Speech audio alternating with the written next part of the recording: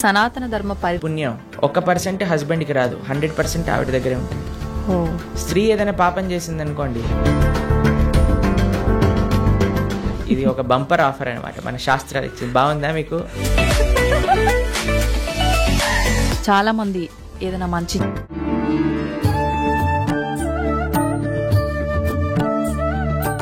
నమస్కారం, welcome to I dream ధర్మ మార్గం కార్యక్రమానికి స్వాగతం. నేను మీ విజిత. సనాతన ధర్మం, సనాతన ధర్మం అనే పదం ఒకప్పటి కాలంలో ఎలా ఉన్నా ఇప్పుడు మాత్రం చాలా ఎక్కువగా వినిపిస్తోంది. అసలు ఏంటి సనాతన ధర్మం? సనాతన ధర్మం వల్ల మనం ఏం నేర్చుకోవచ్చు? అది నేర్చుకోవడం వల్ల మన లైఫ్ ఎలా ఉంటుంది? ఎటువంటి మార్పులు వస్తాయి? ఇంకొకటి భగవద్గీత.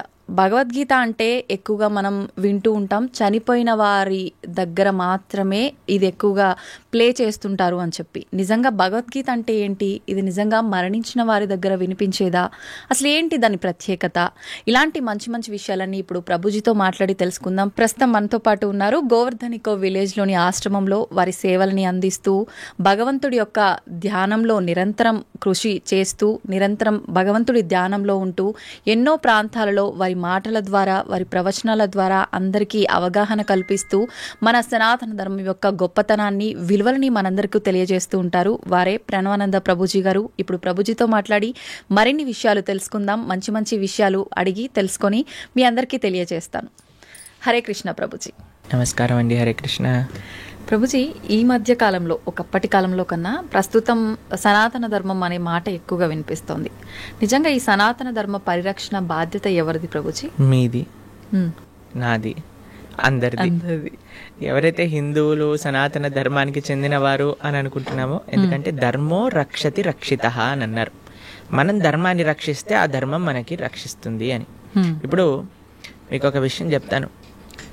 ప్రతి ఒక్కరి బాధ్యత, ఒకరి బాధ్యత. చాలా మంది ఏమనుకుంటున్నారంటే అండి, సనాతన ధర్మాన్ని రక్షించే వాళ్ళ బాధ్యత, గురువుల బాధ్యత, ఏదో గుళ్ళో ఉండే పండితుల బాధ్యత, లేదా కొంతమంది ధర్మ ధ్వజం పట్టుకున్న వారి బాధ్యత, మనది ఏం కాదు అని అనుకుంటున్నారండి. కానీ అది కాదండి. ఎవరైతే ధర్మాన్ని అనుసరిస్తున్నారో వాళ్ళందరి బాధ్యత ధర్మాన్ని కాపాడుకోవటం. ధర్మాన్ని ఎలా కాపాడుకుంటామండి? మేము ఏం చేయాలి ధర్మాన్ని కాపాడుకోవటం అని అంటే చాలా సింపుల్ విషయం అండి. ధర్మాన్ని ఆచరించటమే ధర్మాన్ని కాపాడుకోవటం అనేది. మనం కానీ ధర్మాన్ని చక్కగా పెద్దల నుంచి తెలుసుకొని, గురువుల దగ్గర నుంచి తెలుసుకొని ఆచరించామనుకోండి, ధర్మం కాపాడబడుతుంది. ఇంకొక విషయం, అన్నిటికంటే ముఖ్యమైన విషయం, ఈ ధర్మాన్ని ఈ ప్రస్తుత సమాజంలో కాపాడాలి అని అంటే, ఒకటి ఆచరించటం, రెండు భావితరాలు పిల్లలకి చెప్పటం ఏంటి ధర్మం ఏంటి అని. ఒక ఆయనని మేము అడిగాం, అయ్యా దసరా పండుగ ఏం చేస్తారు అని అంటే, ఏముందండి పులిహోర తింటాము, దసరా స్పెషల్ సినిమా చూస్తాము, అంతే. ఇంకా పండగ ఏంటి, అసలు పండగ ఎందుకు జరుపుకుంటారు, ఏం చేయాలి ఆ రోజు, ఏం తెలియదండి. కరెక్ట్. కాబట్టి మనం ఎప్పుడైతే అవి తెలుసుకుంటామో, తెలుసుకొని పిల్లలకి చెప్తాము. మనకి భాగవతంలో ఒకసారి కృష్ణ బలరాములు నంద మహారాజ్ దగ్గరికి వెళ్ళి, నాన్న ఈ ఇంద్ర పూజ చేస్తున్నారు, ఎందుకు చేస్తున్నారు, శాస్త్రంలో ఎక్కడ రాస్తుంది, ఎలా చెయ్యాలి అని అంటే పూర్తి డీటెయిల్స్ చెప్తారు నంద మహారాజ్. చిన్న పిల్లాడు కృష్ణుడు, అప్పుడు అన్నీ నేర్పిస్తారనమాట. అప్పుడు కృష్ణుడు అంటాడు, మనం ఇంద్ర పూజ చేయొద్దు, మనం ఏ దేవతారాధన చేయకూడదు, మనం గోవర్ధనుడి యొక్క పూజ చేయాలి, మనము సాక్షాత్తుగా గోవర్ధనుడు భగవత్ స్వరూపం, ఆయననే ఆశ్రయించాలి అని చెప్తే అందరూ కూడా కృష్ణుడు మాట విని గోవర్ధన పూజ చేస్తారనమాట. కాబట్టి ధర్మాన్ని కాపాడాలి, సనాతన ధర్మము, హైందవ సనాతన ధర్మాన్ని రక్షించాలి అని అంటే మనం ప్రాక్టీస్ చేయటం ఒకటైతే, పిల్లలకి నేర్పించటం మరొకటి. ఓకే, ఈ రెండూ కూడా చాలా చాలా ముఖ్యం మనకి ఈ సమాజంలో సనాతన ధర్మ పరిరక్షణ చేయటము. ప్రభుజీ, మనం ఇవి ఆచరించాలి అని అంటే తెలుసుకోవాలి, తెలుసుకున్నవి ఆచరణలో పెట్టాలి అని అంటే మనం నిత్యం, అంటే పొద్దున్న లేచిన దగ్గర నుంచి భగవంతుని స్మరణలో ఉండాలా? అసలు ఎవరిని స్మరించుకోవాలి, ఏ రకంగా స్టార్ట్ చేయాలి డే? చూడండి, ఒక రోజు మనకు వచ్చింది అంటే అది భగవంతుడి యొక్క కృప వల్లే కదండి. అవును, ఈ రోజు మనకి ఈ జన్మ వచ్చింది అని అంటే స్వామిని స్మరించాలి. హరి హరి హరి హరి అని అంటా మనం, హరి అష్టకము అని అంటాం అనమాట. హరినామస్మరణతో ప్రారంభం చేయాలి రోజు అని చెప్తారు. భగవంతుడికి, మన ఆచార్యులకి, గురువులకి అందరికీ ఒకసారి నమస్కారం చేసుకోవాలి. పృథ్వీని నమస్కరించాలి, ఎందుకంటే ఆవిడ మన జనని. కానీ ఆవిడ మనల్ని భరిస్తుంది కదండి. మనం ప్రతిరోజు అడుగు పెడుతూ ఉంటాం పృథ్వీ పైన, వివిధ రకమైన కృత్యములు చేస్తూ ఉంటాం అనమాట. కాబట్టి ఫస్ట్ లేవంగానే, ఎంతమందికి అలవాటు ఉందో లేదో తెలియదు కానీ ఫస్ట్ లేవంగానే భూమాతను స్మృశించాలి. శ్లోకములు ఉన్నాయండి, శ్లోకములు నేర్చుకోగలిగితే నేర్చుకోండి, కానీ ఆ భావన, అమ్మా నీ పైన అడుగు పెడుతున్నాను కదా, మమ్మల్ని క్షమించు, మమ్మల్ని రక్షించు అనే ఒక భావనతో మనము నేలని స్పృశించి నమస్కరించుకోగలిగితే అది చాలా అద్భుతమైన విషయం అనమాట. దాని తర్వాత మనం భగవంతుని స్మరించి పృథ్వీని స్పృశించి నమస్కరించుకొని మన గురువులకి ఆచార్యులకి నమస్కారం చేసుకొని, మీకు ఒక విషయం చెప్తాను, అన్నిటికంటే ముందు 2 అక్షరాలతో ప్రారంభమయ్యేది రోజు పూర్వకాలంలో, హరి అని. ఇప్పుడు కూడా 2 అక్షరాలతో ప్రారంభం అవుతుంది, కాఫీ అని. కరెక్ట్. కాఫీ అనకుండా పక్కన పెట్టి హరి అనటంలో నిద్ర లేవాలి. ఓకే. నిద్ర లేసిన వెంటనే స్నానం ఆచరించాలి. మీకు ఆ విషయం తెలుసా అండి? స్నానం అనేది సనాతన ధర్మంలో చాలా ముఖ్యమైన విషయం. మనము చాలా మందికి అర్థం కాదండి, స్నానం లేకుండానే రోజును ప్రారంభం చేసేయటము, వంటింట్లోకి వెళ్ళిపోవటము, తర్వాత టిఫిన్ చేసేయటము, ఇలాంటివన్నీ చేస్తూ ఉంటారు. చాలా పెద్ద తప్పది. మనం ప్రొద్దున లేవంగానే భగవంతుని స్మరించుకొని ముందు చేయవలసింది స్నానము. స్నానంలో కూడా గంగే చ యమునే చైవ గోదావరి సరస్వతి నర్మదే సింధు కావేరి జలేస్మిన్ సన్నిధిం కురు, అన్ని నదులను కూడా గంగా జలమును యమునా జలమును మనం స్మరించుకొని స్నానం ఆచరించాలి. మీకు ఇంకొక విషయం చెప్తాను, చాలామందికి తెలియని విషయం. మన ధర్మం మనకి చెప్తుంది, స్నానం ఆచరించేటప్పుడు వస్త్రం లేకుండా స్నానం ఆచరించకూడదు. మనము ఒక బట్ట కట్టుకొని స్నానం చేయాలి. అది ఆ నీటికి, ఆ దేవతకి మనం ఇచ్చే గౌరవం అన్నమాట. కాబట్టి స్నానం ఆచరించేటప్పుడు అపవిత్ర పవిత్రోవ సర్వావస్థాన్ గతోపివ యత్స్మరేత్ పుండరీకాక్షం సబాహ్యాభ్యంతర శుచి పుండరీకాక్ష పుండరీకాక్ష పుండరీకాక్షాయ నమః. శ్రీ విష్ణు శ్రీ విష్ణు శ్రీ విష్ణు భగవన్నామ.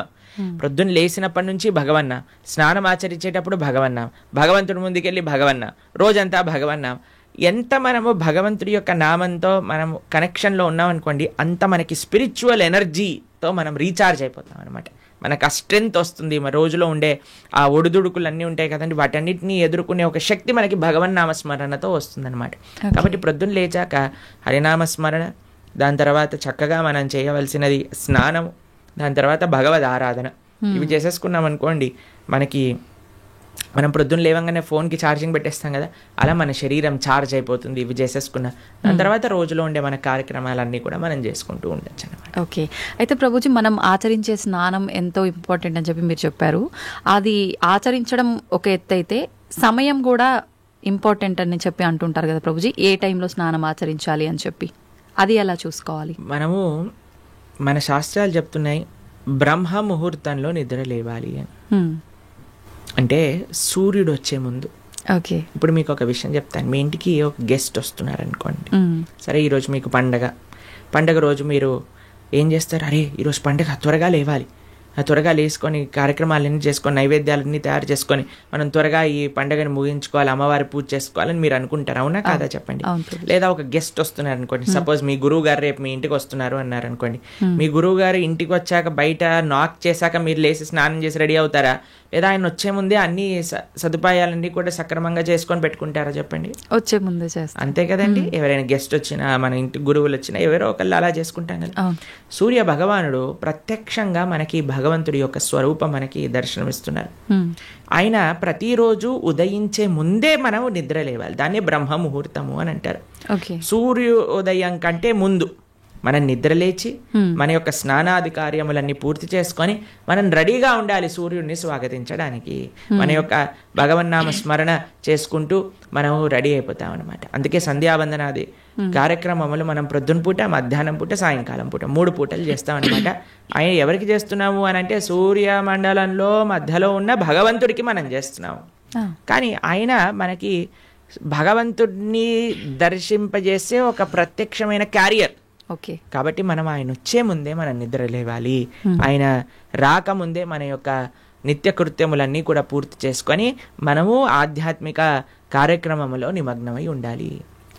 మీరు చూడండి, ప్రొద్దున పూట లేవటం అనేది అటు మన ఆరోగ్యరీత్యా, అలానే సామాజిక పరంగా, అలానే మన ఆధ్యాత్మికంగా, శారీరకంగా, అన్ని మానసికంగా అన్ని విషయములలో మనకి మంచి చేస్తుంది. అందుకే early to bed and early to rice keeps a man healthy, wealthy and wise అని అన్నారు. కాబట్టి ప్రొద్దున పూట బ్రహ్మ ముహూర్తంలో నిద్ర లేచి స్నానం ఆచరించవలే. ఇది ప్రతి సనాతన ధర్మానికి సంబంధించిన వారు తప్పక ఆచరించాల్సిన ఒక పద్ధతి. ఓకే. అయితే ప్రభుజీ, మనం మాట్లాడుకున్న దాంట్లో ఇంకొకటి భగవంతుడి ఆరాధన. చాలా వరకు అంటే ఇంట్లో మగవారు పూజ చేస్తేనే మంచి ఫలితం పొందుతారు అని చెప్పి ఈ మధ్య కాలంలో చెప్తున్నారు. కానీ ఎక్కువగా ఆడవాళ్ళే పూజ చేస్తుంటారు. అసలు నిజంగా ఆడవాళ్ళే పూజ చేయాలా, మగవారు చేయొచ్చా? అసలు మగవారు చేయాల్సిన కార్యక్రమాలు ఏంటి ఆధ్యాత్మిక పరంగా? ఎవరెవరు ఉద్ధరింపబడాలి అని అనుకుంటారో, ఎవరెవరికి భగవంతు అనుగ్రహం కావాలనుకుంటున్నారో వాళ్ళు చేయాలండి. మీకు ఒక విషయం చెప్తాను. ఒక మగవాడు పూజ చేసిన, ఆరాధన చేసిన, పుణ్యం చేసిన, పునస్కారం చేసిన దాంట్లో ఉండే 50% ఆడవారికి వెళ్తుంది. ఓకే. ఎంత? 50%. ఏదైనా పాపం చేశాడు అనుకోండి, దాంట్లో 1% కూడా ఆడవారికి రాదు. అదెలా ప్రభుజీ? మరి పుణ్యం అయితే పుణ్యం 50% వెళ్తుంది, పాపంలో వెళ్ళదు. ఓకే. స్త్రీ చేసింది అనుకోండి పుణ్యం, 1% హస్బెండ్కి రాదు, 100% ఆవిడ దగ్గరే ఉంటుంది. స్త్రీ ఏదైనా పాపం చేసింది అనుకోండి, దాంట్లో 50% హస్బెండ్కి వెళ్తుంది. ఇది ఒక బంపర్ ఆఫర్ అనమాట, మన శాస్త్రాలు ఇచ్చింది. బాగుందా మీకు? బాగా అనిపిస్తున్నట్టుంది మీకు. శిల్ ప్రభుపాదుల వారు ఒక దగ్గర ప్రస్తావన చేస్తారు, everybody has to fly their own plane అంటారు. మనకి అంబరీష మహారాజు గారి వృత్తాంతంలో వస్తుంది. అయినా ప్రొద్దున లేవంగానే నిరంతరము కూడా భగవంతుడి యొక్క ఆరాధనలో, ఆయన చేతులన్నీ కూడా భగవంతుడి యొక్క పూజలో, పాదాలు భగవంతుడి యొక్క ఆలయ ప్రదక్షిణలో, మనసు భగవంతుని చింతించటం. సవై మన కృష్ణ పదార విందయో వాచాంసి వైకుంఠ గుణానువర్ణనే కరే హరేర్మందిరమార్జనాదిషు అని ఆయన యొక్క దినచర్య మొత్తం చెప్తారనమాట. ఇక్కడ వారి భార్య ఆరాధనకి నీళ్లు తెచ్చి తేవడానికి హెల్ప్ చేసినా సరే ఆయన అనేవారట, నా పూజ నేను చేసుకుంటాను, మళ్ళీ నీ పూజ నువ్వు చేసుకో. ఆయన అన్ని సదుపాయాలు సమకూర్చుకొని, ఎందుకంటే చూడండి భగవంతుడితో మనకుండే రిలేషన్షిప్ ఎక్స్ట్రీమ్లీ పర్సనల్ అండి. స్వామి మన తండ్రి, స్వామి మన తల్లి. ఇప్పుడు చూడండి మీకు ఒక విషయం చెప్తాను. మన ఇంట్లో ఎవరిదైనా పుట్టినరోజు ఉందనుకోండి, మనం ఏం చేస్తాం, ఒకసారి మాకు ఈ సంఘటన ఎదురైందనమాట. నేను మా తమ్ముడు కలిసి మా అమ్మగారికి గిఫ్ట్ ఇవ్వాలి అంటే, మా తమ్ముడు అన్నారు, నువ్వు నీ గిఫ్ట్ ఇవ్వు, నేను నా గిఫ్ట్ ఇస్తాను. ఎందుకంటే అమ్మకి నీ గిఫ్ట్ వేరే, నా గిఫ్ట్ వేరే. ఎందుకంటే మన ఇద్దరికి అమ్మ కదా. కాబట్టి అమ్మతో నాకుండే రిలేషన్షిప్ ఒకటి, మా తమ్ముడుకుండే రిలేషన్షిప్ ఒకటి, అంతేనా? అయితే మేమిద్దరం అనుకున్నాం, సరే నేను నాకు తోచింది, నాకు ఇష్టం ఉన్నట్టుగా నేను చాలా బాగా పెయింటింగ్ చేసేవాడిని అనమాట, డ్రాయింగ్ చేసేవాళ్ళం అనమాట. అయితే నేను ఇచ్చేస్తాను, నేను ఏదో ఒకటి స్కెచ్ చేసిస్తాను అంటే, మా తమ్ముడు అన్నాడు, నేను ఏదో ఒకటి తయారు చేస్తాను, ఏదో ఒక బొమ్మ లాంటిది ఏదో ఒకటి తయారు చేస్తాను, ఇస్తాము అని ఇద్దరం వేరు వేరు చేసి ఇచ్చామన్నమాట. అంటే ఎందుకు అని అంటే, మనకి మన ప్రేమను వ్యక్తపరచుకునే మార్గం ఒకటి, ఒక ఇంట్రెస్ట్, ఒక టాలెంట్, ఒక way of expressing hour love ఉంటుంది, అంతే కదా. అలానే భగవంతుడితో కూడా ఒక భర్త తన కర్తవ్యం, అరే నేను భగవంతుడి యొక్క మార్గంలో, నాకు భగవంతుడు అవసరము, అందరికీ భగవంతుడు అవసరమే కదండి. ఆయన అందరికీ తండ్రి, తల్లి, పిత, పరమాత్మ అందరికీ ఆయనే.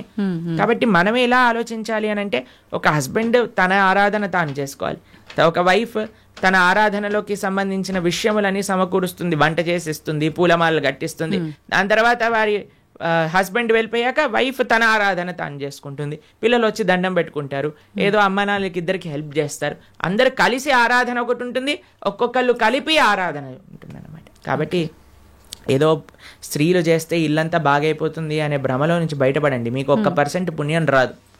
కాబట్టి జాగ్రత్తగా మీ పూజ మీరు చేసుకోండి, మీరు బాగుపడాలి అని అనుకుంటే. కాబట్టి పురుషులు తప్పకుండా ఆరాధన చేయాలి. పురుషులు ఆరాధన చేస్తున్నారు కదండి, స్త్రీలు వదిలేయకూడదు. పురుషుడు ఆరాధన పురుషుడికి, స్త్రీ ఆరాధన స్త్రీ, పిల్లల ఆరాధన పిల్లలకి, అందరికి. ఇప్పుడు చూడండి, ఇంటి పెద్ద తింటే మిగతా వాళ్ళందరికీ కడుపు నిండిపోతుందా? లేదు, ఎవరికి వాళ్ళు తినాల్సిందే కదా అంతే ప్రభుజీ. కదండి. మీరు అంటారు కదా, అయ్యా మీరు తినండి, అయ్యా మేము పర్వాలేదు, మీరు తింటే మాకు తిన్నట్టే అని అంటారా? లేదు. లేదా మీ హస్బెండ్ వచ్చి అమ్మ నువ్వు తినేసి నాకేం పర్వాలేదు, నువ్వు తింటే నేను తిన్నట్టే అంటారా? లేదు. కాదు కదా. మ్మ్. ఎవరెవరికి శక్తి కావాలంటే వారు వారు భోజనం చేయాలి. మ్మ్. అలానే మనం కూడా మనకి శక్తి కావాలి, మనకి భగవంతుడి యొక్క కృప కావాలి అంటే మనం మ్మ్. భోజనం చేస్తే